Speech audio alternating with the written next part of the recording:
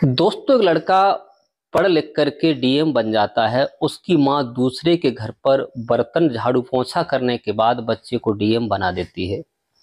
इतनी मेहनत करती है कि बच्चे को जब डीएम बनाती है, बन जाता है। बनने के बाद और वो अपनी माँ के पास नहीं आता, केवल एक कागज लिख देता है कि माँ, मैं डीएम बन चुका हूँ, तुम्हारा सपना पूरा हुआ, मैं कलेक्टर बन गया हूँ। माँ कहती है कि उलझनों में होगा, नहीं आ पाया होगा। दूसरी साल फिर एक खत आता है, उसमें लिखा होता है कि माँ, मैंने शादी कर ली है। लेकिन माँ कहती है, बेटे ने शादी कर ली, मुझे नहीं बुलाया। उसके बाद में दोस्तों, उसके लड़का होता है तो लड़का के लिए तब वो फिर फोन करता है कि माँ, तुम्हारे पोता हुआ है। तो माँ का सब्र का बांध टूट गया। कहा, मैंने जिसे पाला पड़ोसा, पढ़ाया लिखाया, वो ही बालक आज मुझे भूल गया। वो अपनी माँ के पास नहीं आ सका। इधर वही बूढ़ी माँ अपने पोते को देखने के लिए जाती है, लेकिन वही डीएम साहब अपनी माँ को पहचानने से इनकार कर देते हैं सबके सामने कि ये मेरी माँ नहीं है, मैं इसे नहीं जानता। अंत में वो माँ क्या करती है, अगर आप सुनेंगे तो आपके होश उड़ जाएंगे। बड़ी दर्द भरी कहानी है, क्योंकि एक डीएम होते हुए अपनी माँ को नहीं पहचान सके, पहचानने से इनकार कर दिया। दोस्तों नमस्कार, प्रणाम, मैं हूँ प्रेम यादव। ये सच्ची कहानी जो हम बिहार की तुम्हें सुनाने जा रहे हैं, बहुत ही अच्छी कहानी है। दोस्तों कहते हैं कि संतान के लिए लोग क्या क्या नहीं करते हैं, कहाँ कहाँ मिन्नत नहीं करते हैं। एक छोटा सा परिवार था, पति पत्नी दो ही रहते थे। पति का नाम था रामेश्वर, पत्नी का नाम था रमा। इनके लगभग 14-15 वर्ष तक कोई संतान नहीं होती है। दोस्तों ये हर एक जगह जाते हैं, कहीं मंदिर में जाते हैं, कहीं गुरुद्वारे में जाते हैं, तीर्थ स्थान करते हैं और वहां यही मिन्नत करते हैं कि भगवान, मेरे बेटा एक हो जाए, मेरे एक लड़का हो जाए तो हम आकर के यहाँ दोबारा बच्चे को लेकर के आएंगे। लेकिन 15 साल बाद भगवान ने उनकी सुन ली। जब सुनी तो उनके हॉस्पिटल में एक बेटा पैदा होता है। दोस्तों बड़ा ही दुख भरी कहानी है।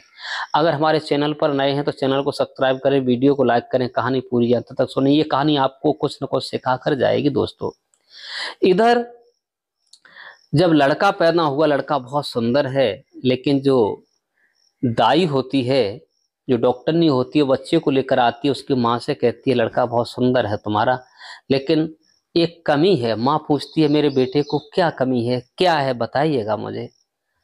तो वो कहती है, लड़का ठीक है, सब कोई दिक्कत नहीं है, लेकिन एक आंख नहीं है तुम्हारे बेटे के। तुम पति पत्नी दो हो, अगर आप एक लोग अपनी आंख दे दो तो इसके आंख लग जाएगी, लड़का तुम्हारा सही हो जाएगा। जब पिता से कहा तो पिता ने कहा, एक आंख से संसार को देख सकता है, मना कर दिया। माँ से कहा तो माँ का दिल कुछ अलग होता है। दोस्तों जिसकी माँ होती है उसके दिल से लग के पूछो, माँ कैसी भी हो, बेटे के लिए माँ होती है। माँ जैसा लाड़, माँ जैसा प्यार अगर जिसको मिलता है वो बहुत कुछ हो जाता है। दोस्तों माँ की कदर लोग नहीं करते हैं। जिंदा पर भोजन नहीं देते, मरने के बाद रोते हैं। तो इस रोने से होता क्या है? दोस्तों कहानी बहुत अच्छी है।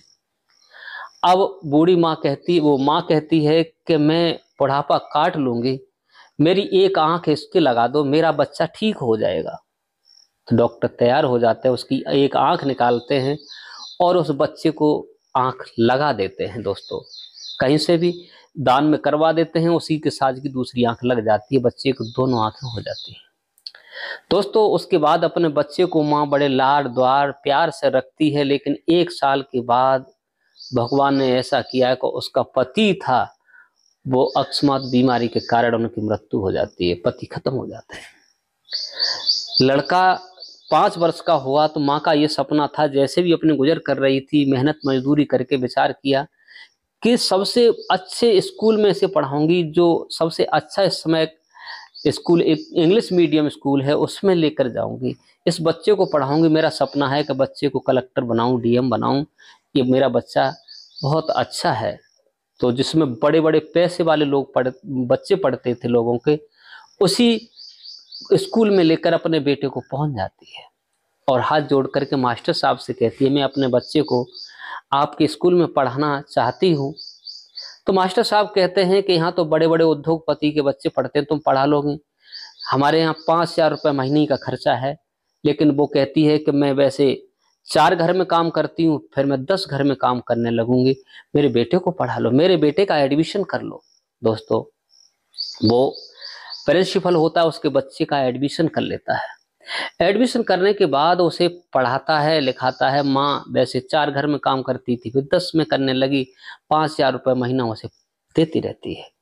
लड़का पढ़ लिख करके वहां से हाई स्कूल करता है। हाई स्कूल करने के बाद वो एंटर कर लेता है। लेकिन दोस्तों, इसी बीच जब बच्चे आपस में माँ बैठते थे, झगड़ते थे, बातें करते थे, तो लोग कहते थे तेरी माँ कानी है, तू मान कानी माँ का बेटा है, क्योंकि उसे खिजाते थे। तो एक दिन वही लड़का कहता, माँ तू मुझे छोड़ने मत आया कर, क्योंकि तू कानी है, लोग मुझे लड़का खिजाते हैं। देखिए, जिस माँ ने अपनी बदसूरत तुझे सही करने के लिए की और तू कह रहा है। दोस्तों, अब वो माँ नहीं आती है। माँ कहती बेटा अपना ख्याल रखना, ठीक से जाना। जब वो एंटर वहां से कर लेता है, करने के बाद और वो दूर शहर में चला जाता है और माँ से कहता है कि माँ यहाँ 10,000 रुपये महीने का खर्चा है।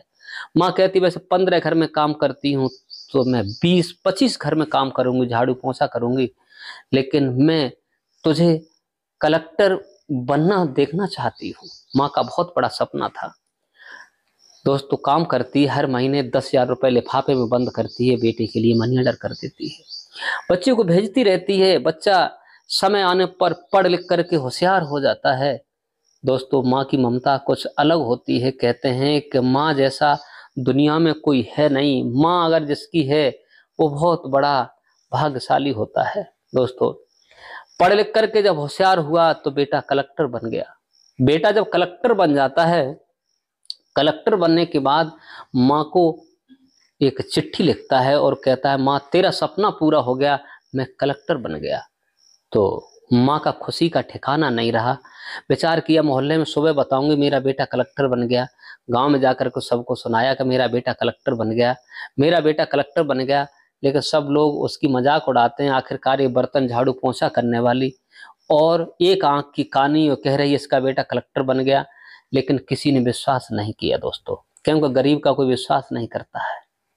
उसके बाद में दोस्तों, अब माँ का सब्र बंधा कि मेरा बेटा कलेक्टर बन गया, मैंने सारी जिंदगी मेहनत की है, मजदूरी की है, अब मुझे बैठ करके खाना मिलता रहेगा भरपेट, मैं बड़ा खुश रहूंगी। दोस्तों, अब वो इंतजार करती है कि बेटा कब आएगा घर पे। किसी की गाड़ी अगर 4 पहिया की घर से द्वार से निकलती है तो माँ भागकर द्वार पर आती है, कहीं मेरा बेटा तो नहीं आ गया। दोस्तों, एक नहीं बहुत समय हो गया, कई महीने गुजर गए। 1 साल बाद उसने वही शादी कर ली, लेकिन माँ के पास वो निर्दयी नहीं आया। जब दूसरी बार फिर एक खत आता, उसमें लिखा हुआ होता है कि माँ मैंने विवाह कर लिया है बहुत अमीर घर की लड़की से। तो माँ का सब्र टूटना शुरू हो गया। दोस्तों, माँ ने सोचा ये तो बिल्कुल ही निकम्मा है, इसने तो डीएम बन गया, घर पर नहीं आया, फिर विवाह कर लिया, मुझे भी नहीं बुलाया, क्या मुझ में खोट थी, मैंने तो बहुत सर्वस्व इसके पीछे न्यौछावर कर दिया। दोस्तों, आज वो माँ, अब उसका सब्र टूटता जा रहा है, फिर भी उसने धैर्य बनाया कि मेरा बेटा बड़ा होगा, आ जाएगा, कोई बात नहीं है। उसके बाद में तीसरा खत आता है, तीसरी साल फोन भी आता है किसी के द्वारा, कहा माँ तुम्हारे पोता हुआ है। अब तो माँ का सब्र बिल्कुल ही टूट गया कि ये तो कलेक्टर बन गया फिर भी नहीं आया, शादी कर ली फिर भी नहीं आया, इसके बेटा हो गया फिर भी नहीं आया, क्या करूं। अब तो अपने पोते को देखने के लिए माँ उत्सुक बहुत ज्यादा हो रही थी। विचार किया क्या करूं, मैं ही चल करके जाऊं। तो वो खत लेती है और खत लेने के बाद जहां उसका बेटा रहता था, नौकरी करता था, और वहीं चल पड़ती है। बहू के लिए कुछ साड़ी लेती है, बच्चे के लिए खिलौने लेती है, कुछ चॉकलेट लेती है, क्योंकि जा रही थी बहू को देखने के लिए, जैसी भी साड़ी बनती है वो लेती है, अपना थैला लेती है और वो चली जाती है। बस पकड़ती है। बस पकड़ने के बाद जहां उसमें एड्रेस लिखा हुआ था पर्चे में, और वहीं कलेक्टर साहब के बंगले पर रिक्शा में बैठ कर गई, रिक्शा वाले से कहा यहीं पर रोक दो। रिक्शा वाले को पैसे देती है। उसके बाद में उसकी पोटरी थी, उसमें कुछ बंधा हुआ था, अपने सर पर रखती है और उस बंगले की ओर जब बढ़ने लगती है दोस्तों, तो जहां पर वो उसका चपरासी होता है उसे रोक लेता है और कहता है कि बुढ़िया कहाँ जा रही? अरे भीख मांगने के लिए बहुत जगह पड़ी है, ये भिखारियों के लिए जगह नहीं है, ये तो डीएम साहब का, कलेक्टर साहब का बंगला है, यहाँ कहाँ जा रही हो? तो बुढ़िया कहती है बेटा कलेक्टर साहब जो हैं तुम्हारे साहब हैं, मेरा बेटा है, मुझे जाने दो, मेरे बेटा तक जाने दो। लेकिन वो वहीं उसे रोक लेता है कि ऐसे नहीं जाने देंगे, हम तुम्हें नहीं जानते। तो वो खत होता है डीएम साहब का, उसे दिखाती है और कहती बेटा है मेरा, मुझे जाने दो। जब वो खत पढ़ता है, देखता है कि राइटिंग इन्हीं का है, तो उसे जाने के लिए इजाजत दे देती है। जब इजाजत दे देता है वो चली जाती हैं, लेकिन जो सामान था नीचे ही जगह थी वहां रख देती है और ऊपर जीना के सीढ़ी के द्वारा चढ़ जाती है और देखती है कि बहू अंदर है किचन में और बेटा बेडरूम में है, और जो उसका पोता था बाहर एक झूला पड़ा हुआ था, पलना पड़ा हुआ था, उसमें खेल रहा था। तो वो बूढ़ी माँ जाती है, जाकर के उस बेटे को, अपने पोते को अपने गोद में उठा लेती है और जैसे उठाती है तैसे ही वो लड़का रोना शुरू हो जाता है। वो रोता है तो भाग करके माँ आती है और उसका लड़का भी निकल आता है और कहती है ये कौन है? अरे ये कौन बुढ़िया आ गई, मेरे बेटे को ले जाना चाहती, चोरी करना चाहती है, मेरे घर में क्यों आ गई, ये कौन है? तो वो कहती है बहू मैं तेरी सास हूं। क्या तू मेरी सास है? कैसे है? अपने पति से कहती है तुम्हारी माँ है, तुम्हारी माँ है। लेकिन वो कलेक्टर साहब जो होते हैं कहते हैं ये मेरी माँ तो है नहीं, मैं तो उसे जानता भी नहीं, ये कौन है? माँ कहती बेटा तूने मुझे पहचाना नहीं? मैंने नहीं पहचाना, तुम कौन हो मैं नहीं जानता कि तुम मेरी माँ हो, कौन हो? तो माँ को एकदम झटका लगा, कहा मुझसे भूल हो गई, मेरा भी बेटा ऐसे ही कलेक्टर है। और वो समझ गई कि यहाँ अब मेरी पूछ नहीं है, मैंने बेटा के प्रति सब कुछ कर दिया। लेकिन उधर से बेचारी जब बेटा नहीं मना कर दिया ये मेरी माँ नहीं है, मैं नहीं जानता, तो उसे नीचे उतार दिया। बेचारी सीढ़ी से नीचे उतरती जा रही, सोचती जा रही क्या करूं क्या नहीं करूं। नीचे जाकर के बैठ जाती है और चपरासी होता है उससे 4 लाइन का एक खत लिखवाती है। खत लिखवाने के बाद जो भी उसमें बात लिखी थी, लिखने के बाद अपनी साड़ू का पल्लू उतारती है और अपने गले में लगाती है और जो सीलिंग फैन था बैठक में उसी से माँ झूल जाती है और अपनी आत्महत्या कर लेती है दोस्तों। उधर उसके हाथ में खत है, उधर डीएम साहब तैयार होकर के और अपने दफ्तर के लिए जा रहे थे, उनकी बहू विदाई करने के लिए आ रही थी, तो क्या देखा कि बुढ़िया वो सीलिंग फैन से झूल रही है। जब देखा तो होश उड़ जाते हैं उनके, क्या मेरी एक छोटी सी भूल के पीछे और मेरी माँ ने आत्महत्या कर ली, अब कहें तो कहें कैसे। लेकिन बहू पूछती है क्या ये तुम्हारी हकीकत में माँ थी? तो तुमने बताया क्यों नहीं, तुमने कहा क्यों नहीं ये हमारी माँ है? तुमने बहुत बड़ी गलती की है, तुमने जो गलती की है शायद ये गलती अब वो कहें तो कहें कैसे। जिन्ना पे बता नहीं सके, मरने के बाद कैसे कहें कि ये मेरी माँ है दोस्तों। जब उसने बहू ने वो खत खोल करके पढ़ा तो कहा बेटा तेरे पीछे मैंने घर घर के बर्तन मांजे, जब तू पैदा हुआ था तब तेरी एक आंख नहीं थी, मैंने अपनी एक आंख तेरे को लगाई, तुझे सुंदर बनाया, तूने आज मुझे पहचानने से इनकार कर दिया। भगवान करे तेरा बेटा तेरे साथ ऐसा ना करे जो तूने किया है। और अब वो कुछ भी नहीं कर सके और बहू जो थी अपने पति को ताने देने लगी, तुमने अपनी माँ को पहचानने से इनकार कर दिया, तुमने बहुत गलत काम किया, ये अच्छा नहीं किया दोस्तों। उसके बाद डीएम साहब पछताने के अलावा कुछ नहीं रहा उनके पास दोस्तों।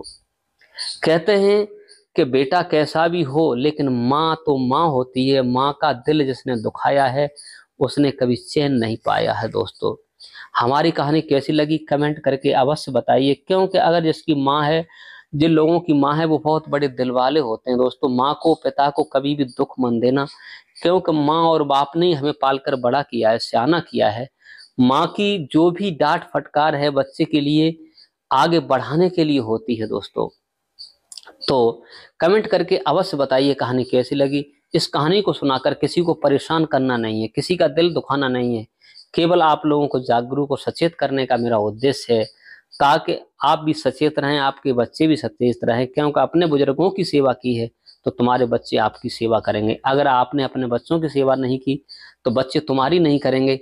ताली एक हाथ से कभी नहीं बजती है दोस्तों। आज के लिए बस इतना ही। नमस्कार, जय हिंद, जय भारत। मिलते हैं नेक्स्ट वीडियो में। अपना ख्याल रखिए, अपने परिवार का, अपने बच्चों का।